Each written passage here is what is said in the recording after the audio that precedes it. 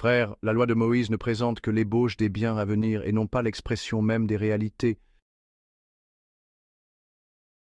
Elle n'est donc jamais capable, par ces sacrifices qui sont toujours les mêmes, offerts indéfiniment chaque année, de mener à la perfection ceux qui viennent y prendre part.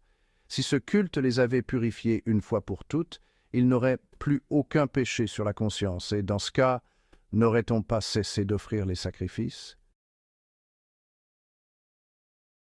Mais ceci, au contraire, comporte chaque année un rappel des péchés. Il est impossible, en effet, que du sang de taureau et de bouc enlève les péchés.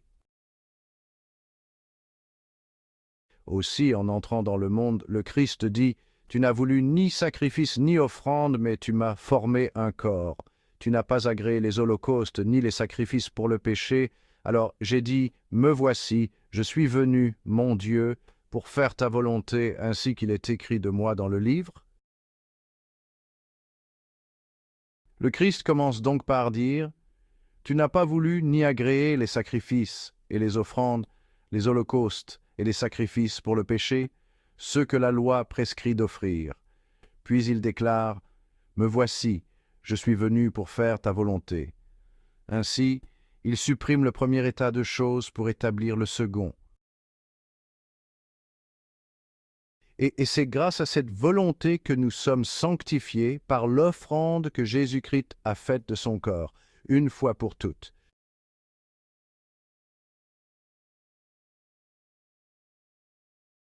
En ce temps-là, comme Jésus était dans une maison, arrivent sa mère et ses frères.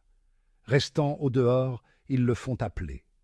Une foule était assise autour de lui, et on lui dit « Voici que ta mère et tes frères sont là dehors, ils te cherchent. » Mais il leur répond « Qui est ma mère? Qui sont mes frères ?»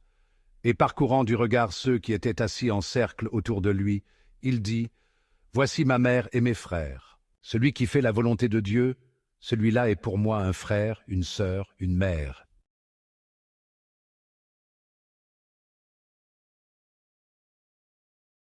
Quand ceux que nous aimons nous demandent quelque chose, nous les remercions de nous le demander. S'il vous plaisait, Seigneur, de nous demander une seule chose dans toute notre vie, nous en resterions émerveillés, et d'avoir fait cette seule fois votre volonté serait l'événement de notre destinée. Mais, parce que chaque jour, chaque heure, chaque minute, vous mettez dans nos mains un tel honneur, nous trouvons cela si naturel que nous en sommes blasés, que nous en sommes lassés. Et pourtant, si nous comprenions à quel point est impensable votre mystère, nous resterions stupéfaits de pouvoir savoir ces étincelles de votre vouloir que sont nos minuscules devoirs.